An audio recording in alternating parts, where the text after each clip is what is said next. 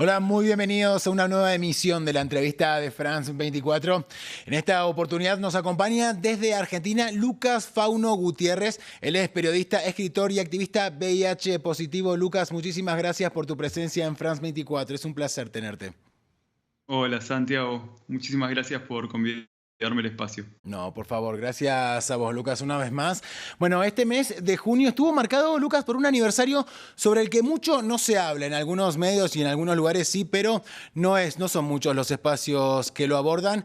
Y sobre este tema vos has reflexionado y creo que sacaste a la luz ideas, pensamientos, incluso vivencias sumamente interesantes para estos tiempos que corren. Estamos hablando de que se cumplieron en junio 40 años desde que la Organización Estadounidense de Vigilancia y Prevención de Enfermedades alertara al mundo sobre lo que era en aquel momento una nueva infección y la ligaba directamente a los homosexuales. De hecho, uno de los primeros nombres, ¿no?, que tuvo el SIDA antes de que fuera descubierto el VIH fue GRID, que en español serían las siglas para lo que es enfermedades de inmunodeficiencia relacionadas con los gays. Luego, Lucas, en determinado momento, este virus comenzó a tener rostros como más familiares, ¿no?, heterosexuales, blancos. A 4 décadas, Lucas, ¿cambiaron los imaginarios en torno al SIDA?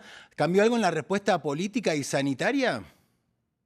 Mira, puedo decírtelo desde un lugar quizás más redundantemente positivo de que la respuesta es que hoy yo estoy aquí, vivo, charlando con vos. Eso habla de 40 años también de acción y demás, pero lo que nos conviene, lo que nos invoca a preguntar es por qué ha sucedido algo, por qué ha habido activismos. Las voluntades políticas no son espontáneas, responden a nuestras urgencias activistas y todos nuestros activismos, ¿de qué nacen? Nacen de haber perdido familiares, amigos, amigas, amigues. Esos son nuestros activismos. Las acciones que nacen cuando han vulnerado nuestras identidades, nuestros derechos, nuestros cotidianos. Entonces, sin lugar a duda que ha habido avances, pero los imaginarios siguen siendo de el varón gay.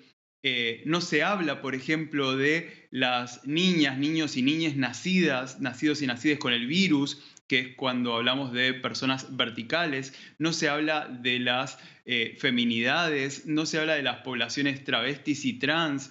Digo, se sigue teniendo al VIH y al SIDA como algo que ya pasó, como algo que sigue respondiendo a un imaginario del varón gay de los años 80 y 90. Pero esto también, ¿por qué, Santiago? Porque cómo estamos representadas las personas VIH positivas hoy en día en los medios, en las ficciones y en todo lo que vemos. Seguimos siendo una narrativa de los 80 y 90. No hay representaciones culturales, me refiero a series, películas y demás, que hablen de cómo vivimos hoy en día. Aparecemos en estas series y películas solamente o para morir, o para luchar, o para ser una persona gay viviendo con VIH. No se abrieron a nuevos diálogos, no se ha avanzado en la manera no solo de representarnos, sino de dialogarnos. Seguimos pegados a ese estigma. Y creo que, por ejemplo, esta situación de COVID mundial lo ha explicitado obscenamente, cómo algunos virus importan y otros no. Hacia allí vamos a apuntar ahora, Lucas. Hablemos precisamente de VIH y de COVID. Por supuesto, partimos desde la premisa de que no son iguales, no hay diferencias fundamentales a lo que es nivel viral, por supuesto. La medicina lo sabrá explicar, por supuesto, mejor que yo, ¿no? Pero sí hay puentes, ciertos puntos que se abren y sobre los cuales se puede reflexionar, ¿no? Vos lo has hecho. Si pensamos, por ejemplo, en ese señalamiento, ¿no?, con el que comenzamos esta entrevista que ocurrió hace 40 años, pero pasamos al COVID, como bien dijiste en alguna oportunidad. Lo primero que escuchamos sobre este virus fue la búsqueda de un culpable, no un responsable, ya sea una sopa de Sí. murciélagos, un país, ¿no? Lo primero que apareció claramente fue el señalamiento y la responsabilidad de alguien, ¿no? La misma estructura giraba en torno al SIDA hace 40 años, ¿verdad? El culpable era el homosexual. Sí, el homosexual eran las 4 Hs. Era el homosexual, las personas hemofílicas, heroinómanos, haitianos también, y también se hablaba de trabajadoras sexuales. O sea, esta idea de que todo reside en la otredad es la que nos expulsa, es la que nos exonera, es la que eclesiástica, católicamente te diría, nos libera del pecado. Entonces, todo esto reside en otras, en otros y en otros. Y claramente cuando hablamos de cualquier situación pandémica, claramente cuando hablamos de cualquier situación que invoque derechos y más, la respuesta es colectiva. Por ejemplo, ahora qué está pasando con COVID y las vacunas. Las vacunas están quedando en pocos países. Bueno, si todo el mundo no tiene acceso a una respuesta ante lo que es COVID, el virus va a persistir. ¿Y por qué hablo de vacunas y hablo de patentes? Porque hace poco vimos cómo el hashtag en Trending Topic, en distintas redes, era liberen las patentes. Bueno, las personas VIH positivas hace muchos años que estamos exigiendo no solo que se liberen las patentes, sino que el sistema farmacológico, el sistema médico, el sistema farmacéutico y demás sea revisado, se vea la ética de la salud. ¿Cómo puede ser que las personas, estamos hablando de 40 años de SIDA, si vemos en la línea histórica del virus, desde su aparición y demás, aparición pública sobre todo, pasaron muchos años hasta que aparecieron las primeras medicaciones. Pasaron muchos años hasta que algún presidente como Ronald Reagan habló de esto. ¿Por qué? Es una decisión política ese tiempo, porque en ese momento, supuestamente, ¿no? ¿Quiénes morían? Hemofílicos, homosexuales, haitianos, trabajadoras sexuales y más. Por eso no se habló. En cambio, ahora estamos viendo, obvio, con gran alegría y esperanza, que en un año y medio hubo una respuesta a COVID que se está desarrollando. Totalmente, me alegra muchísimo porque yo soy parte de eso también, pero me hace mirar atrás y pensar, ¿y por qué se tardó tanto para una respuesta con respecto a VIH y SIDA? Y tiene que ver con este imaginario, como decíamos recién, de quién lo tiene. Claro. O sea, ¿por qué lo tiene? ¿Qué sucede? Entonces, cuando hablamos de VIH y cuando hablamos de SIDA, no estamos hablando solamente de un virus fisiológico, literalmente. Estamos hablando de estructuras sociales, estamos hablando de una respuesta o quizás una no respuesta política. Lucas, bueno, vos mismo recién lo planteabas. Liberen las patentes, ¿no? Es un reclamo que tanto vos como muchísimas otras personas vienen sosteniendo hace décadas por el acceso, ¿no?, a los retrovirales. En los años 90 el mundo del VIH positivo fue pionero a la hora de pedir esto que estamos hablando, ¿no? La flexibilización de las patentes, poder producir a precios accesibles los medicamentos. Un grito que hoy, como decíamos, se traslada al pedido por la liberación de lo que son las vacunas contra el COVID-19, ¿no? Vos tenés una larguísima experiencia en esta militancia, un poco lo adelantabas, ¿no? Pero te lo quiero preguntar de manera concreta, ¿no? ¿Qué rol juegan acá los laboratorios, las empresas? No solo son los laboratorios, son los estados, digo, porque si no siempre estamos orbitando en la punta del iceberg.